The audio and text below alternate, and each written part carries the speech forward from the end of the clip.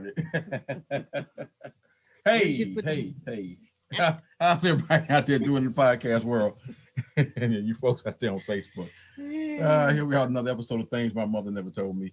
Yeah, one day we're gonna do some outtakes of what goes on before the show, so you know why we laughing when we get started. I know that's right. Tell you, say hi. Hi, everybody that's out there listening today. Thank you again for joining us. Right. We got another one of our special guests on here today. Yes, we do. All right, Judge. We're gonna read your bio, and then we're gonna jump right on in this thing, so you can tell us about life in the big city. All right. Today we have Judge Kevin F Robbins. He's been a judge at the 36th District Court for 18 years and is a 14-year colon cancer survivor. Praise God. Yeah.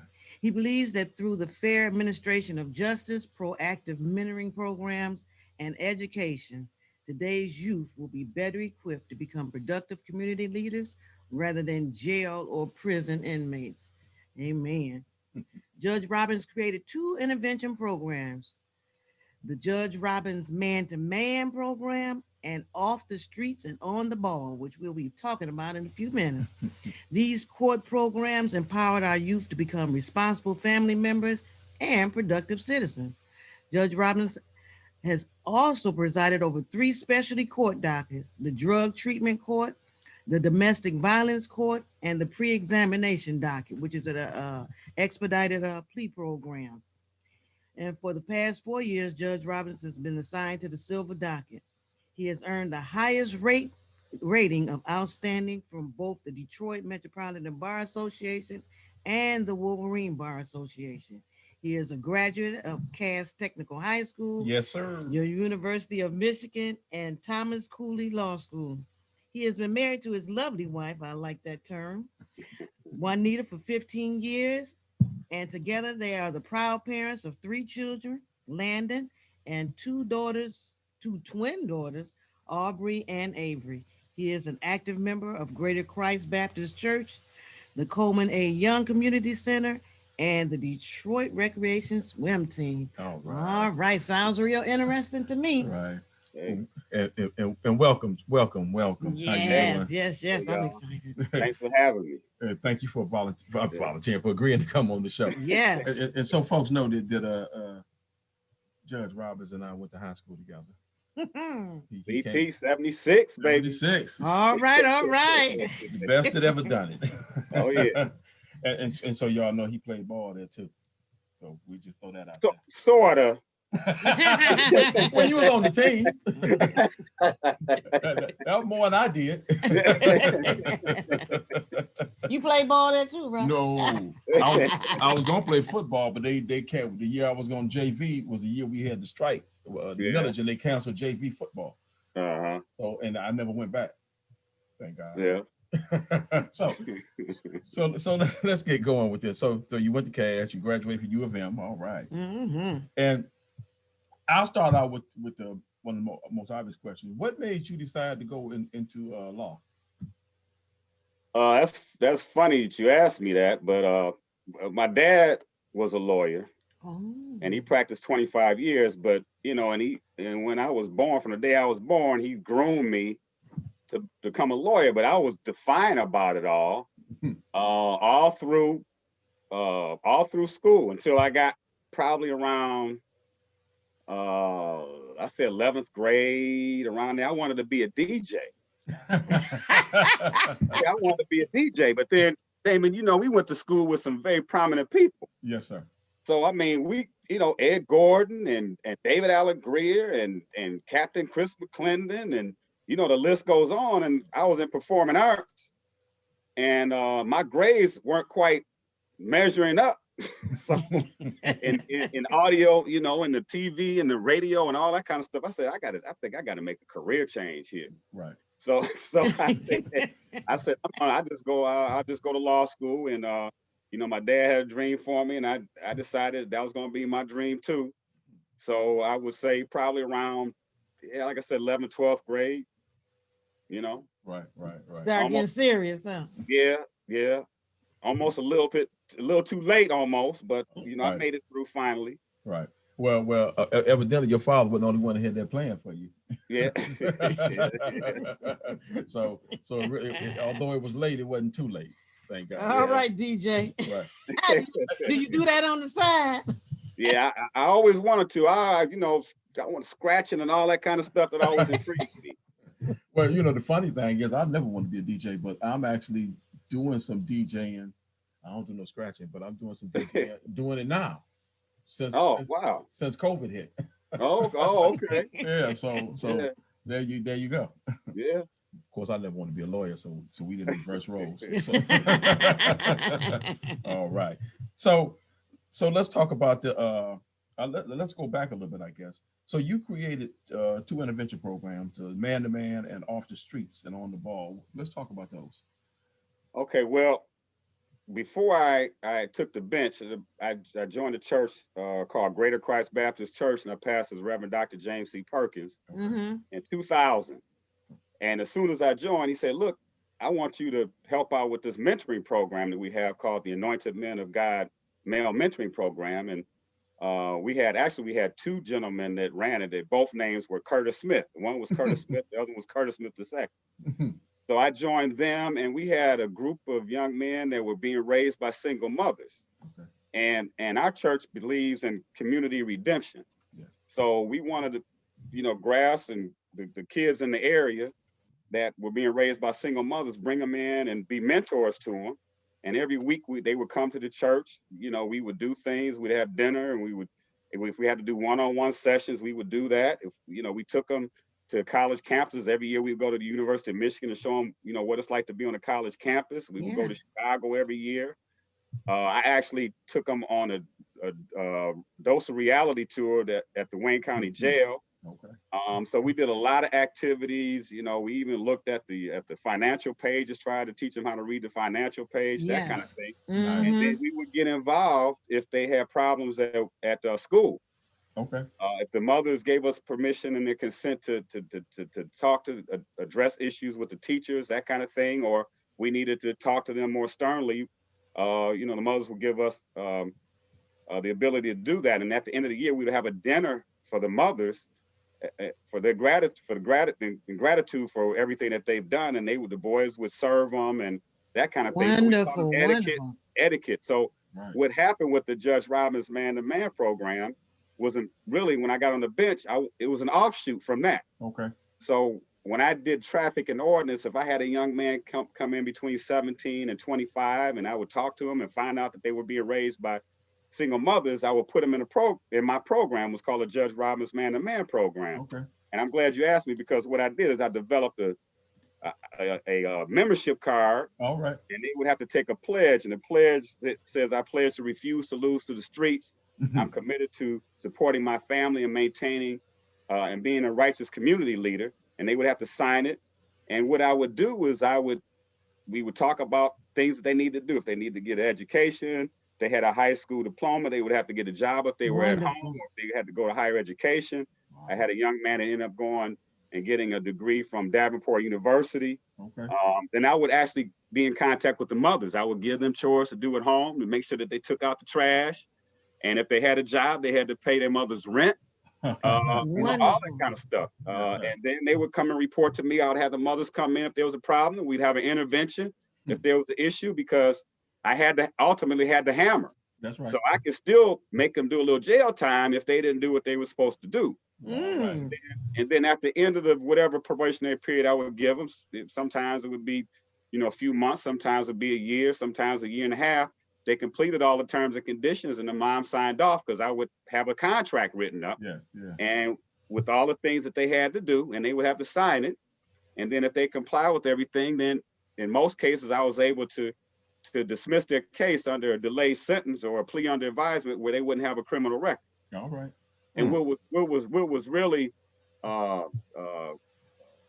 great thing for me is one day I was driving, and I decided to stop into the Kentucky Fried Chicken on 6 Mile near DeQuinder. Mm-hmm. And I placed the order, and one of the guys from my program popped out of the window and said, "Judge Robbins, I still have my membership card." And this was like years later.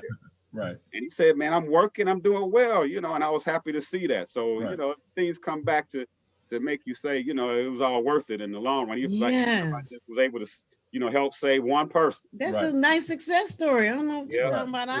Yeah, you save one person, you did a whole lot more. Yeah. More than a lot of people. Because that person gonna save somebody, I'm telling you. And you know, it's so funny that when we do God's work, He shows us that Yep. that it's not in vain. Mhm. Right. 'Cause Right. that guy didn't have to be there. Right.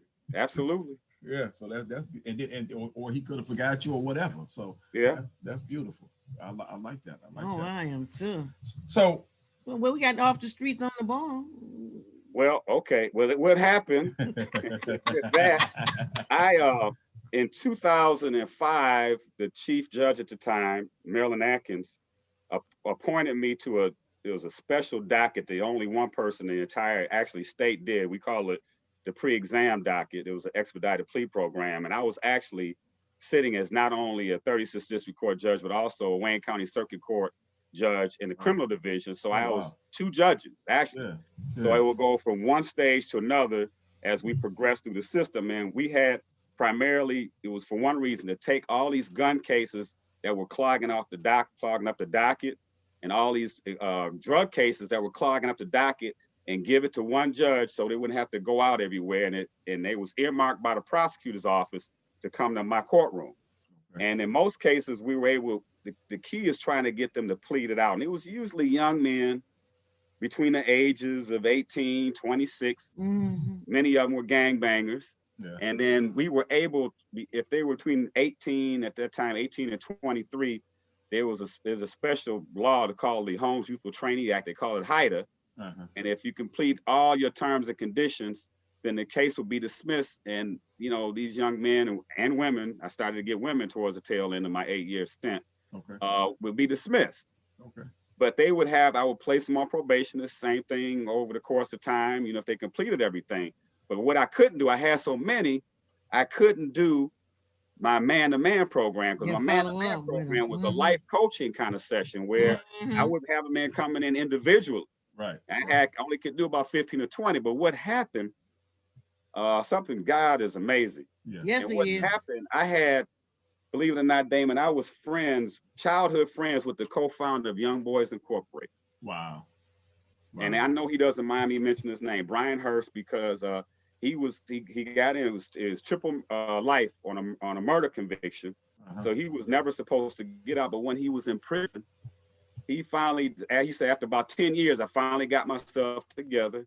And I said, he said, he was telling me, what can I do to turn my life around and help these young boys coming in to the system and they're not being prepared. So in the prison system, he started off the street and on the ball.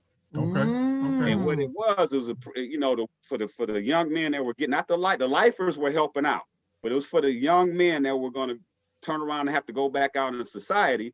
And it was a program he started. And as a result of that, after 30 years of being in prison, his sentence was commuted by Governor Granholm. All right. Okay. So he got out in 2009. We immediately hooked up. He said, look, I want to do something to help these young men. And then we talked about my program, and he said, well, look, let's do something. Let's make it off the street and on the ball court intervention program. And he was the catalyst behind it. And what we did is I was getting all these young men coming in on doing a pre-exam docket.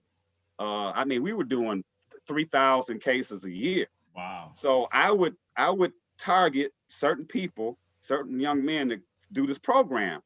Brian would come in, and he had a couple of his buddies that were lifers that actually other ones that got commuted at the same time. And we would have a reality. It's like a reality tool. Right. And he would sit down. He had. I mean, the first time I heard him, I was like crying. I mean, the stuff that he talked about, you know, with Young Boys Incorporated and what they did, and you know, and all that kind of. It was tear jerking. Yeah. And I had, and we actually, Judge Kenny, who was presiding at the time, who was actually the chief judge over there, allowed us to do it. Now, here's the thing. Judge Kenny was the prosecutor that sent him to prison. So when he came out, he said, Kev, I want you to meet. I want to talk to Judge Kenny. So I went to Judge Kenny. I said, Judge Kenny, I got somebody that you prosecuted and sent to prison for life. He got commuted. He was co-founder of Young Boys Incorporated, and he wants to talk to you. Is it okay? And he said, well, yeah. And it was amazing. I was like, you know, a ant on a wall or something like that. Yeah, you know, fly yeah. on the wall.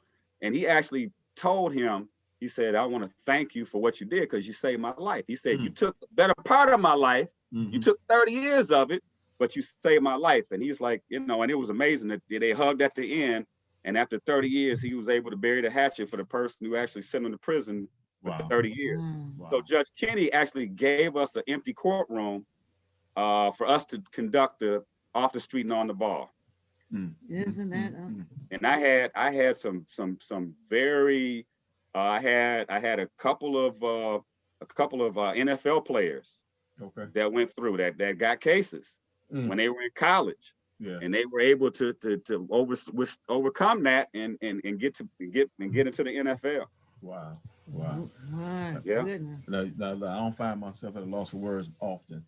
But wow. That's amazing. It is amazing. Yeah. It is amazing. So and then actually once I left though from over there, and I was there 8 years, and I got transferred back to 36th District Court.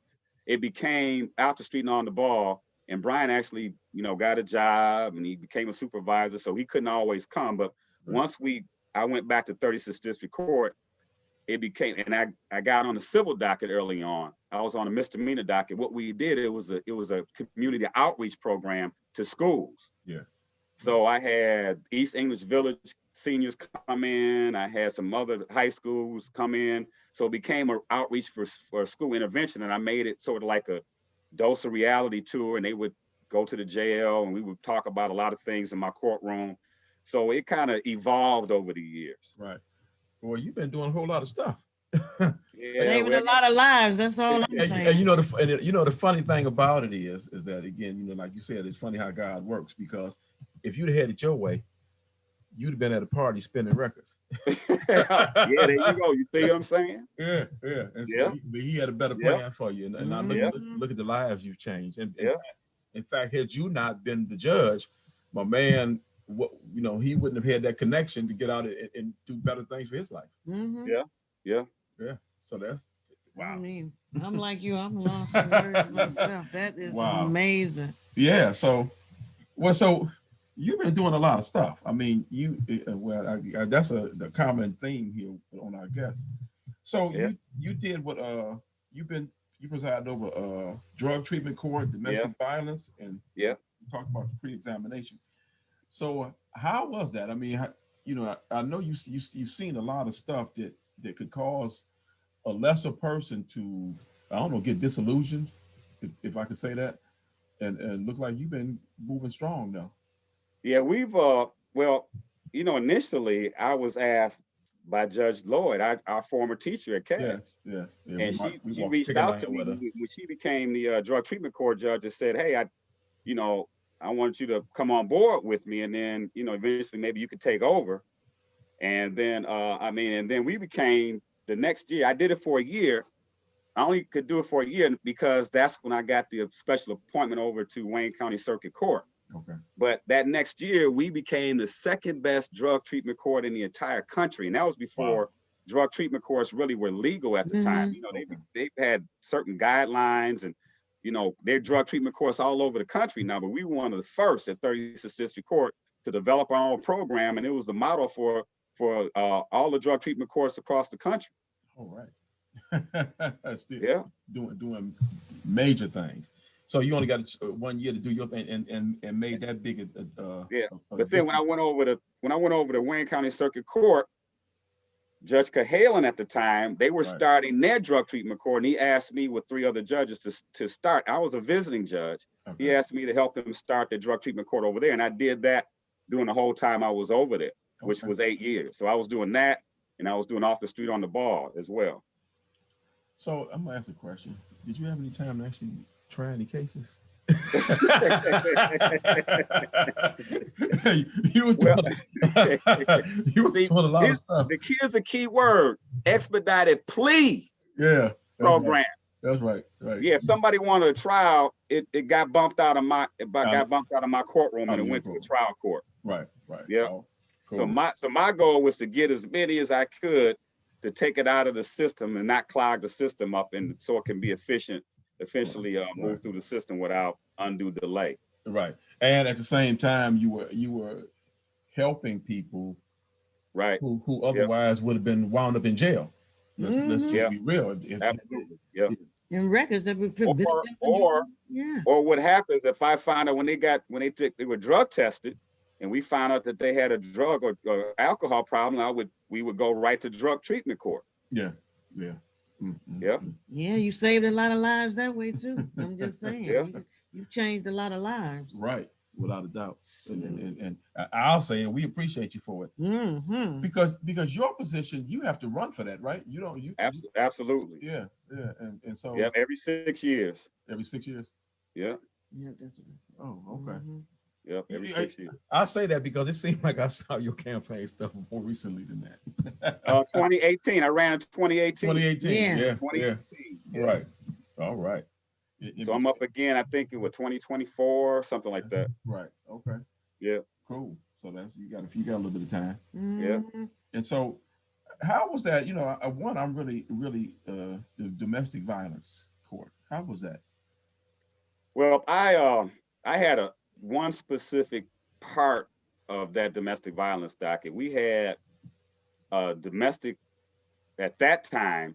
We had a federal grant that when I was on the misdemeanor docket, when I came back from Frank Murphy from doing the expedited plea program, I did the misdemeanor docket for 2 years. But during that time that I was there, we got a grant that only in the domestic violence grant that within that particular court, you only could do intimate partners. Okay. So we had to break off that docket from the intimate partner and then the non-intimate partner. So I took the non-intimate partner because the grant wouldn't allow us to do that on that particular. We wouldn't get money. We couldn't keep the money if we did that. So I took the non-intimate partner. So that was the fights and all that stuff from the uncles and the brothers and the siblings and the cousins nobody liked and all that kind of stuff. And then the other docket was the girlfriend, boyfriend, husband, wife. Right. So I did. And I would say the majority of my cases came from family gatherings. Yep. Family gatherings. Fights that break out at the family gathering.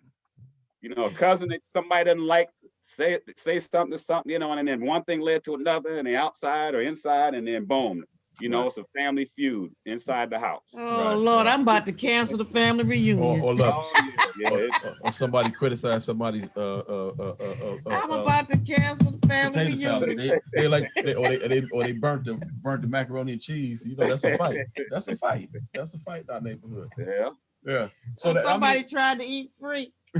Yeah, they bring no food, but brought bring your whole family. Yeah. I mean, it's a list of I can't remember specifically, but it was just the little smallest things. But alcohol was usually a big part of it. Yeah. That usually want to tip it off, right? Yeah.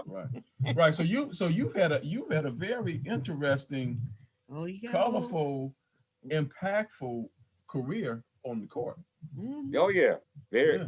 It's been tough. It's been fun, and very interesting. Yeah. So how was you and I briefly talked about this? So what effect has COVID had on what you guys doing down there? Okay, we were rolling along. As a matter of fact, on the 13th of March, I actually was in the middle of a bench trial, and I actually had one of the attorneys. She called and said, "Judge, this COVID is out here. We're gonna have this trial." And I, at that point, I didn't understand how devastating this was, right, occurring. But she pushed. I said, well, look, this case has been adjourned a couple of times. We need to get through. So we finished probably around 1 o'clock. But by the time I got back to my chambers, I saw an email saying that, hey, we're shutting down. So we shut down on March 13th. And everything. The only thing that we had to keep open was the criminal docket, the felony docket, because of constitutional issues. Right. That we had to keep our criminal docket going. But as civil, since we're only dealing with money, we shut it down. And then after, a couple of months, we started we developed the Zoom hearings, and we started to do Zoom hearings the best we could. So we couldn't do jury trials, but we would start to do bench trials with all our hearings, all our pre-trial conferences and things like that. So we had gotten caught up with everything. And then on November 17th, which was my birthday, November 17th, we had an outbreak in the building. Oh, wow. We had some people in the building because, we all had all kinds of people that still come in the building. Right. And then the chief decided to shut it down again. So we shut it down, everything. We didn't have anybody in the building. We didn't have anybody to sort the mail. He didn't want to have anybody else coming into contact with COVID. So we shut down until January 4th. So we're up and running now. The court is open on a limited basis. We don't have now he just modified the restrictions. The restrictions now are, if you can't do it by Zoom, then the litigants can come in. Right. And we got the plexiglass up and everything is all set up for that. So I know I'm going to have a trial coming up where the ladies, they just absolutely can't do the Zoom. So we're going to have to set up and prepare for them to come in and try the case. So we're going forward, but most of us are moving forward on Zoom. Okay. And then we have to go on YouTube, not just Zoom, because Zoom is kind of limited to who's on Zoom, because we have an open court requirement. We have to be open to the public. Right. So anybody technically, theoretically, should be able to go into a courthouse and walk right into the courtroom. Right. So the way that we're complying with that is that we're going on YouTube. So you can go on our website, 36th District Court .org, and then go to the schedule and find a judge that you want to go to the Zoom room and observe, and you can do it that way. Oh, okay. Wow. Yeah. Technology is something else, ain't it? Yeah. The Lord was prepared. We weren't, but he was. It's amazing that we figure out ways to make the technology we didn't know anything about or scared of. We find ways to make it work. And it's actually working very well, especially when we have, for example, the pre-trials, when we just get together and set dates. We just get on Zoom and, set dates. I put them in a breakout room. We have waiting rooms. Yeah. I've actually been able to resolve cases via Zoom without anybody having had to come down to court. All right. That really sounds good. And I know the people feel good about that, don't they? Oh yeah. Because we don't want to go there. No gas. And the litigants, the citizens don't have to pay for parking down there. Right. And some of them don't have to look over their shoulder. Yeah. I know. I forgot to take the mirror out of my purse or whatever, and I got to pay the man outside to hold up. Right. Wow. So that's fantastic. So what I want to do, well, let's talk about your rating.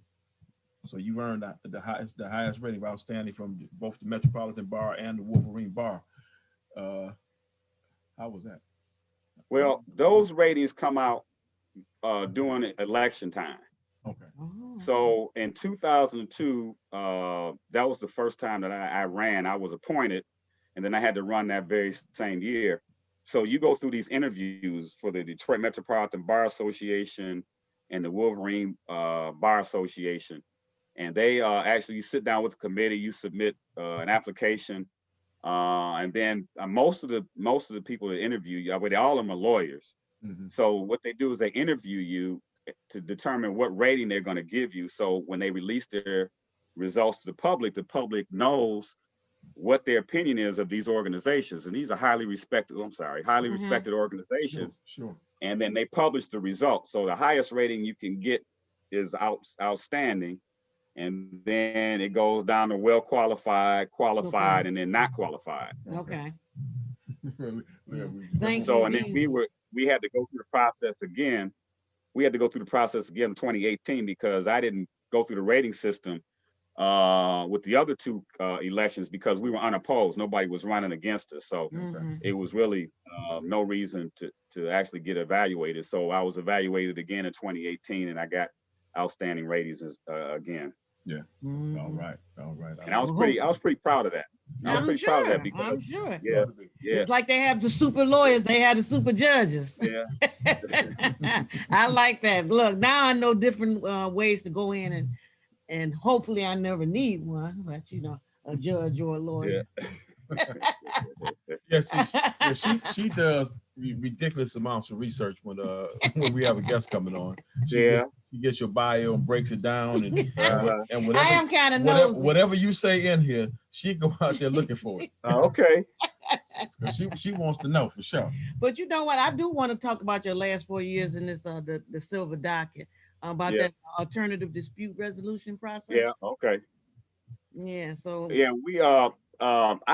I as I was coming up as a lawyer, um, I sat and as I was appointed, I sat as a mediator for the Wayne County Mediation Tribunal over the years.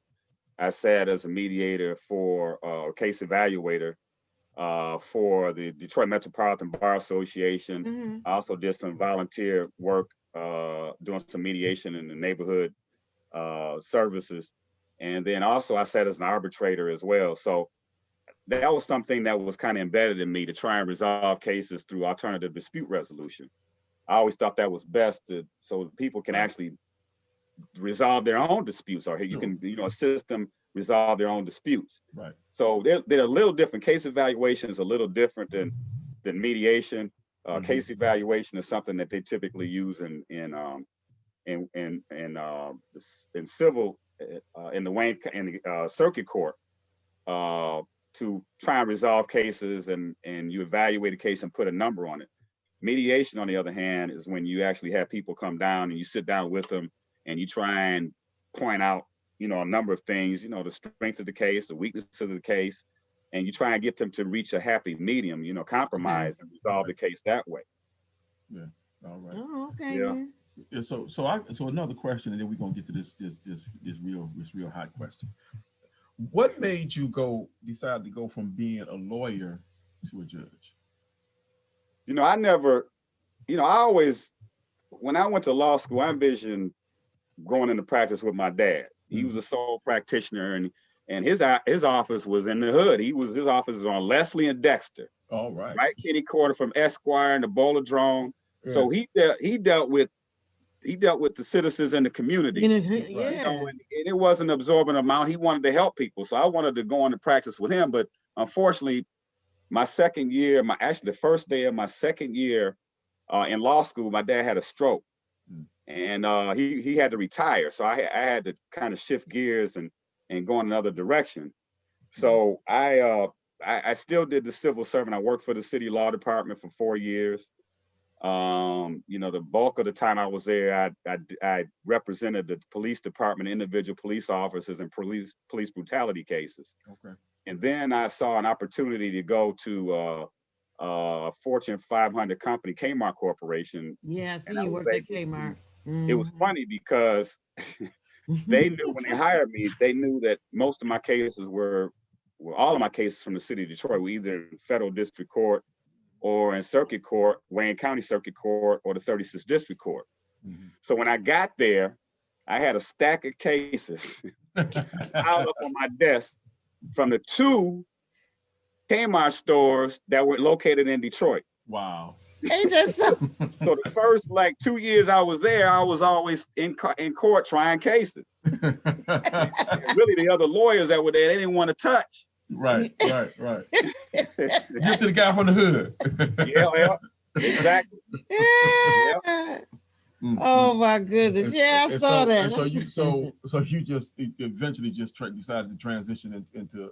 Well, what happened? And I was there, and then I say around the 13th year, I just saw, and I helped a number of my colleagues and friends with their campaigns over the years.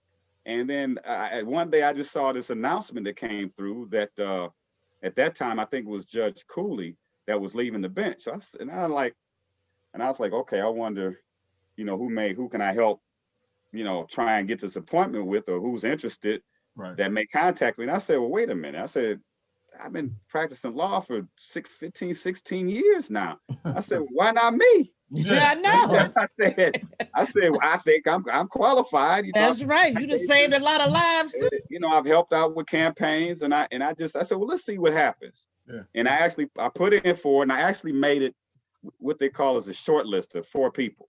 Okay. And I actually at that time made it to the short list. I didn't get the first one, and I didn't get the second. Mm-hmm. So I was kind of a little depressed about it, and I didn't get my appointment. It was the 3rd time that I tried to get it. Yeah. And it's funny because I'm surprised that you didn't get this in your research. I became the dancing judge around that time. Once I got the appointment. We know about that. We didn't know you want to talk about that. Yeah, what happened in 2002, I was kind of depressed. Now I wasn't clinically depressed, but I was like, well, you know, is this gonna happen for me? Right. Mm-hmm. So I had a buddy of mine with the cast, one of my neighbors. He said, well, look, man, I want to do this ballrooming thing. Mm-hmm. You know, and okay. And then the hustle thing, I always kind of wanted to learn how to hustle, but we started going to classes. Yeah. We were going, and then I would say within 2 weeks, I had snapped out of my depression, and I was, you know, I was going to the Comfort Zone, Paradise. Yeah. You know, I was out, you know, Sigma Plaza.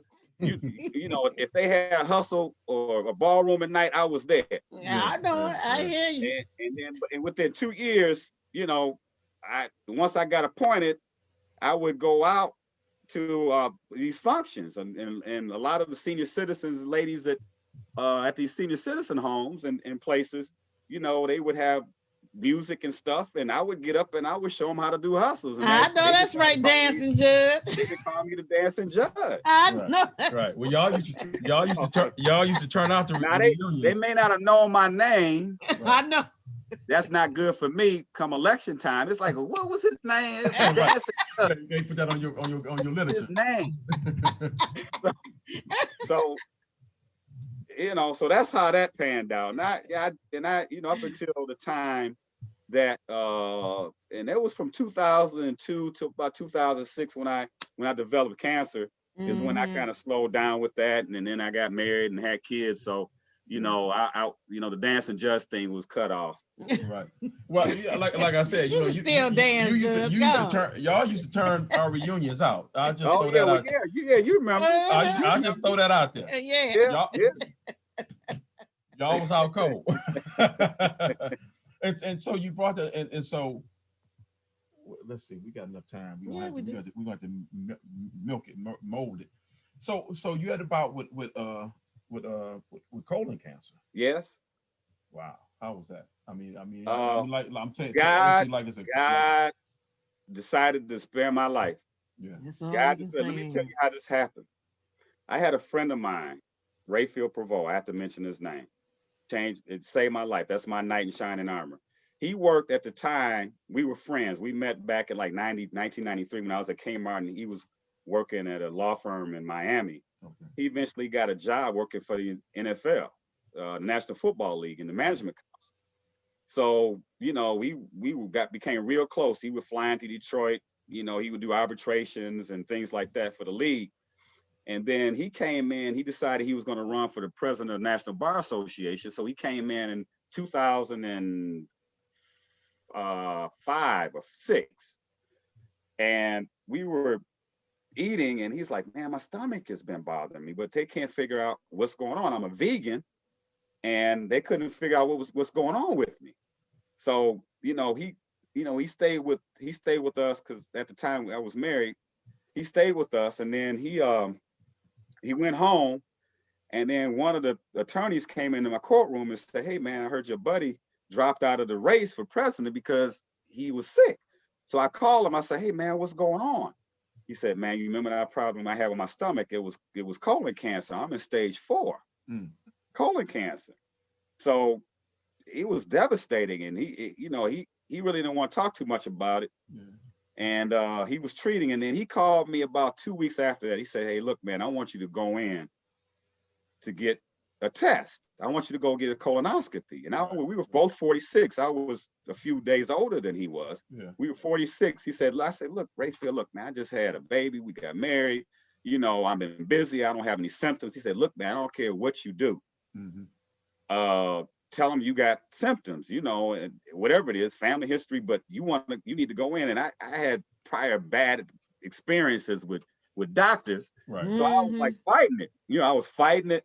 And I canceled one, and then he actually flew in, and he and my wife dragged me, made an appointment, dragged me to the gastroenterologist. And lo and behold, I had no symptoms, and they found a tumor that was the size of a boulder. Wow. And it was cancerous. I was at stage 3. Mm. And it's only by the grace of God that it all happened. Right. And they took it out, and I had to do the chemo and the whole 9 for about 7 months. You didn't have any symptoms. No symptoms. And so I became a strong advocate. I told him before he passed, I flew out to see him in 2008. I said, look, man, I'm never going to let this die. So I got the word out. I had even before that, I was getting the word out. And anytime I go out and do any kind of public speaking, I always say, I'm a whatever year cancer survivor, because I want people to understand that there is hope. Right. And even a couple of my buddies say, man, why do you do that? That's kind of corny. I said, look, man, I gotta reach out any way I can, in any form I can, to try and help people. And I've had a couple, a few people that actually told me that they've gone in and they had some pile-ups, and they're glad they did it because they listened to what I was telling them about that whole story about Rayfield and me, and how it saved my life. And then it got to the point where Kamanos decided to kind of make me a poster child back in 2011, and they did an article and some other things on there, and it really got out to 30 or 40,000 people, the article in the magazine, and it was a calendar, it was billboards around the city, so it was a whole big deal. So and I was happy, because now the recommendation at that time, the recommendation was that you're going for a colonoscopy at age 50. Yeah, but for African American males, that's too late for us. Right. That was right. It just froze up. Oh no. Can you hear me? You froze up. Oh no. Yeah.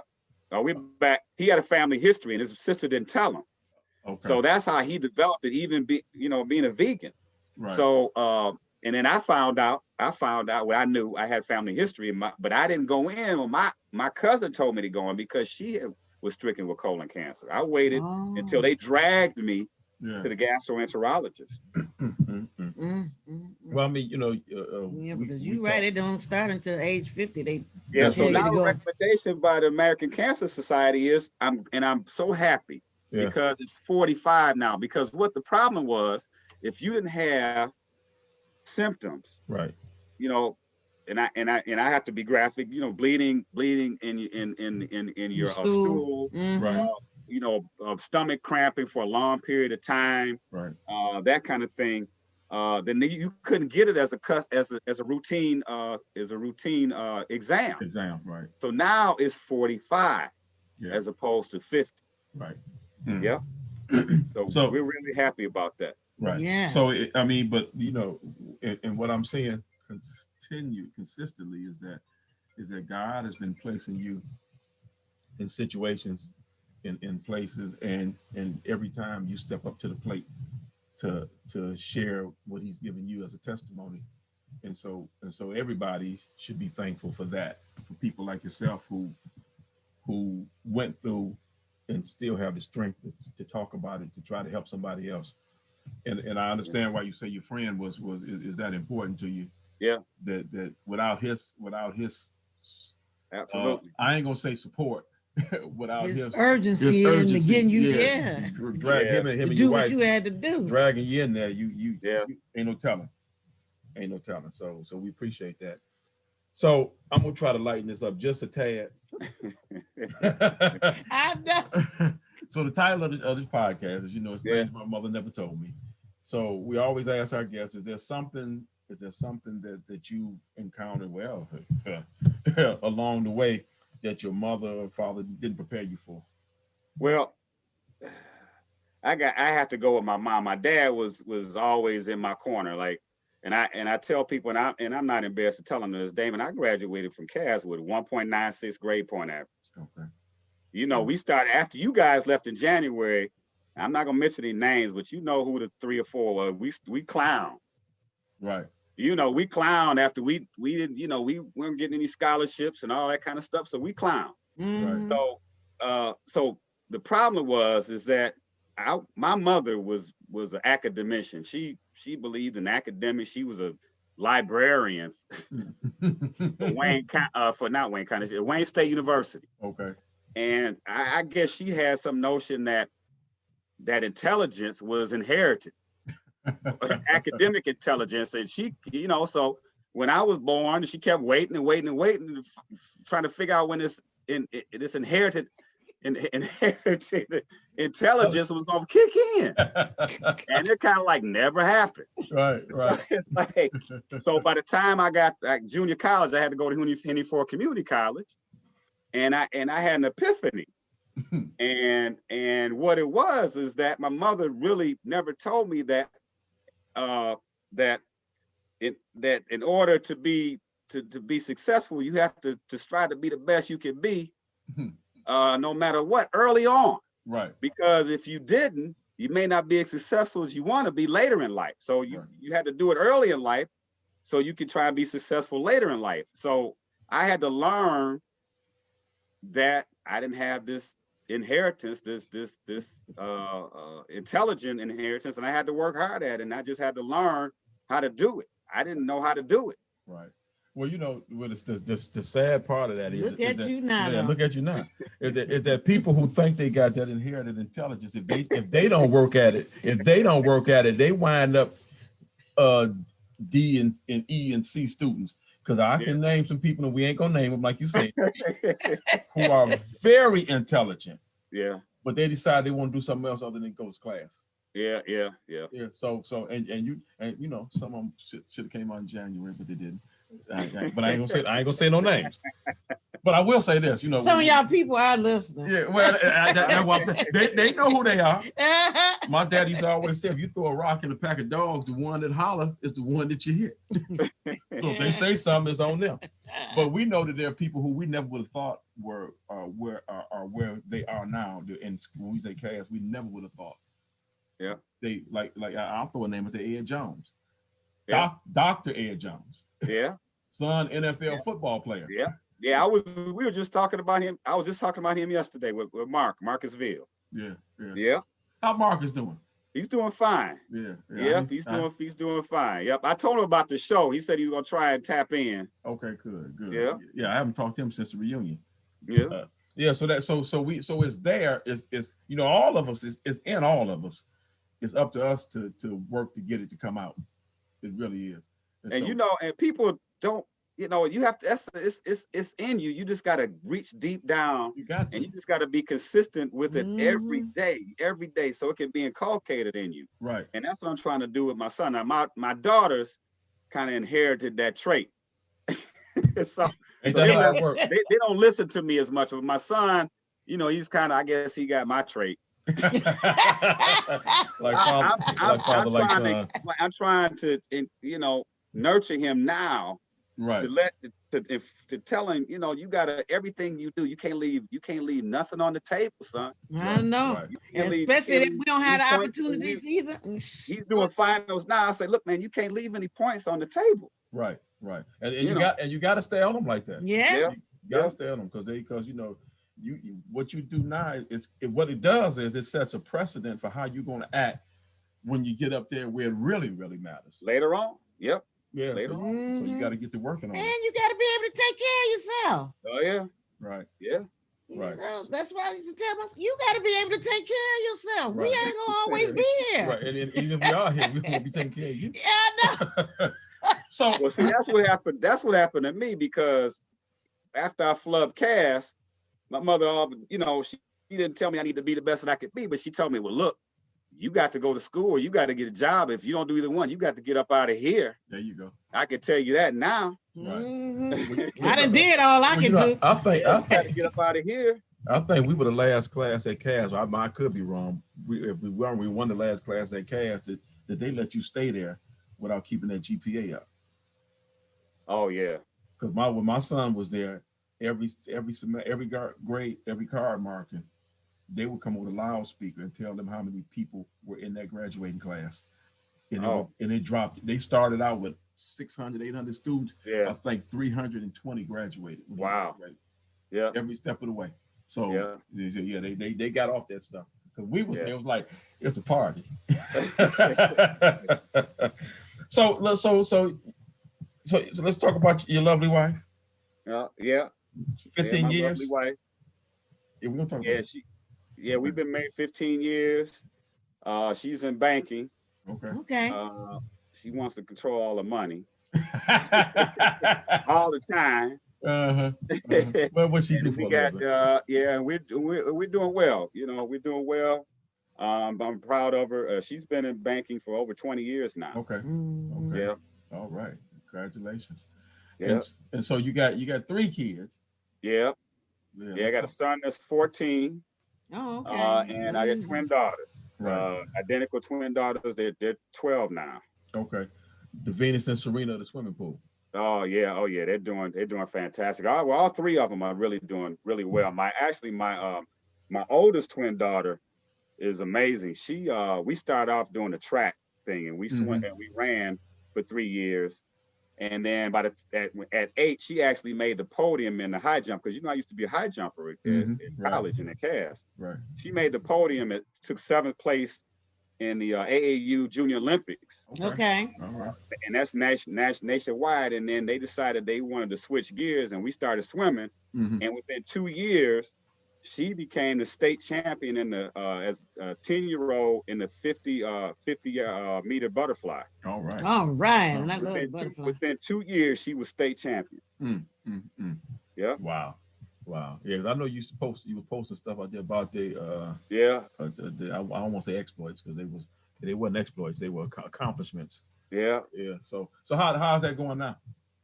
Well, we just starting up again. We're trying to get back into the pool, and social distancing, and the coaches taking all the precautions. So it's a non-contact sport, so it's been doing pretty well so far. So they were always concerned that since I'm older, that they didn't want me to contract COVID. So they were a little hesitant to get back into the pool and do things. So I just got my first injection on Monday. Okay. And then I go back in 3 weeks or so, and then we're pretty confident that everything will be safe and sound. Okay. So we can kind of get back into it, but they kind of eliminated everything. They don't have any meets for them, but the high school boys are starting to swim at the high school level. So we're gonna get my son going. Okay. And where is he at? He's at Southeastern now. That's right. You told me before. Yeah, he's at Southeastern. Yeah.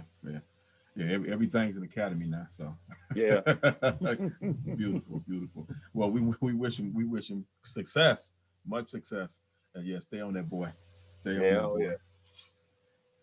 Because eventually we all get where we supposed to be, but sometimes some of us make the road harder than it needs to be. Oh yeah. Little bumpier. Right. Oh right, yeah, right. especially the males. Yeah, especially the males. They do.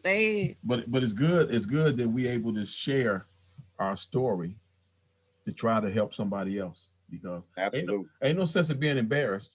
Right. Oh yeah. It is what it is. Yeah. Do what you can. You can't save people if you don't tell them if you don't give them your testimony. That's right. Give them your testimony. That's right. Can't save them. And then you ain't no use to God if you ain't willing to give your testimony. Absolutely. What we doing here? I'll put you through it because you're the one that can handle it, and then you're gonna keep it to yourself. Get out of here. Right. Yeah, because if my buddy kept it to himself and decided he was gonna clam it to his shell, I wouldn't be. They gave me 6 months. They said if you would have waited 6 months with the size of that tumor, because they said it was right next to one of my lymph nodes. Had it hit my lymph node. Them lymph nodes, yes. Yeah. That would have been it. Wow. Yeah. So praise God. I'm telling you, it's a blessing. God's time. He got you there right on time. Well, he always on time, that's for sure. Oh yeah. Always on time. So let me ask you this question then. With 15, you got anything you want to ask? No, we didn't handle it. I mean, he Probably just How much saving them time we got? lives. How much time we got left? about 5 minutes. Well, I want to tell everybody a couple things that I've noticed with Okay. these civil cases. Here we go. That's what I want to That ask. that if you ever get sued, either you're gonna get a personal service or you're gonna get a certified mail. You don't want to take that suit and stick it in the box or stick it somewhere. You got to answer that thing. Yeah. Because if you don't answer within 21 days, then eventually and a lot of the cases I deal with are car people default on car loans, and co-signers don't ever co-sign for anybody. Right. Because when there's a default, you're a guarantor for that debt, and they can come after you. They don't even have to come after the other person. They come after you as a guarantor, and you're gonna be responsible for that to pay back that car. Yeah. So even if the car goes back to the dealership, it's the finance company that wants their money. Yeah. So the car will get auctioned, and then you're still liable for the deficiency. Yeah. So you need to answer that complaint, because otherwise it's going to get defaulted. And the problem with the default, once there's a default, then these companies can utilize methods to collect garnishment. And that's what I deal with. I deal with a lot of defaults, a lot of garnishments where people's wages get garnished. They can intercept your Michigan state tax return. Mm-hmm. They can go into your bank account, your credit union account. And also with small businesses, we have a request for seizure. Mm-hmm. And these court officers can actually pull a truck up and start pulling stuff out of your small business to satisfy the debt. Right. So that's what I want everybody to understand. When you get these, and I get tons and tons of defaults where people just don't respond. Right. And a lot of times it can be worked out, because over the course of time, and people don't understand. They think that these are going to go away, but you can get these judgments renewed after 10 years. Every 10 years you can get them renewed. So they can go on and on and on. And some people don't get garnished until 4, 5, 6, 7 years later. Yeah. And they don't remember what the debt is for. And then a lot of these companies, DTE, they sell the debt, they charge it off and sell the debt to these debt collection companies, and you'll get someone say, I don't know anything about this. Right. It's not me. Yeah, I didn't have anything with with this company here. Right. And lo and behold, that's a good thing. Good thing. And then the interest starts to accumulate and accumulate and accumulate, and 10 years later down the road, it's like, oh my God, I can't pay this. Right, $1,000 is $10,000 now. Oh yeah.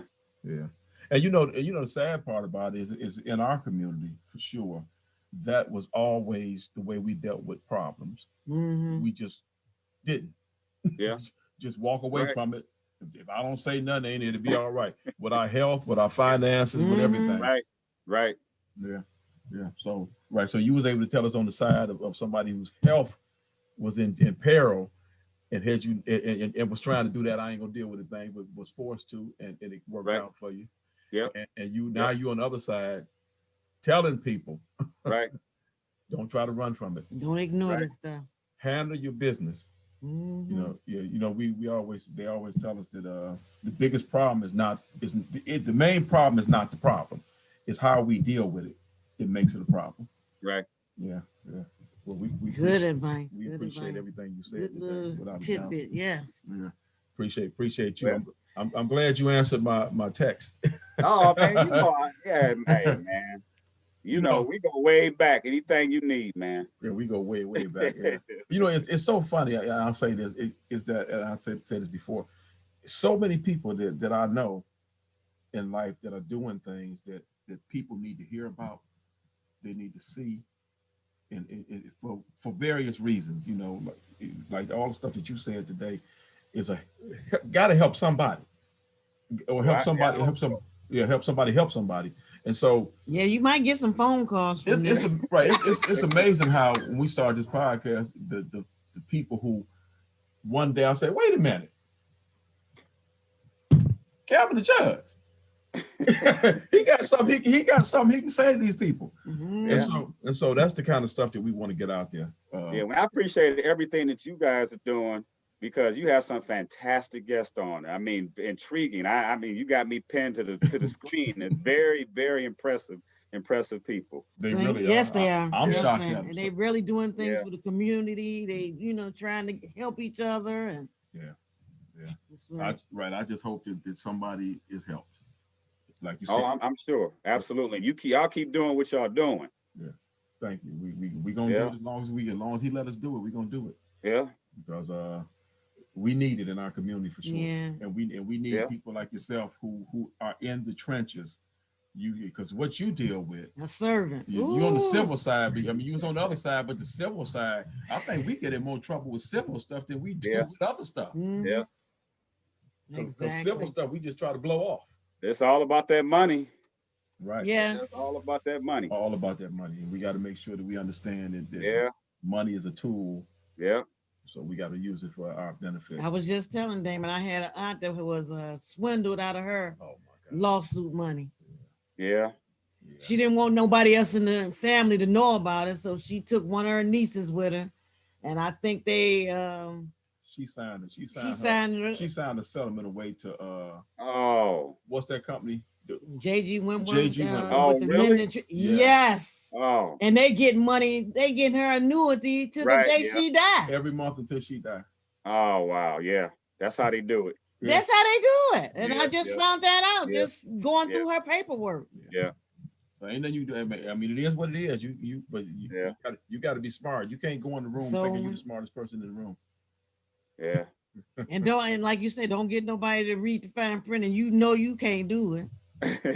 I just got these glasses today, and the girl told me that line right there is these two lines are for computers.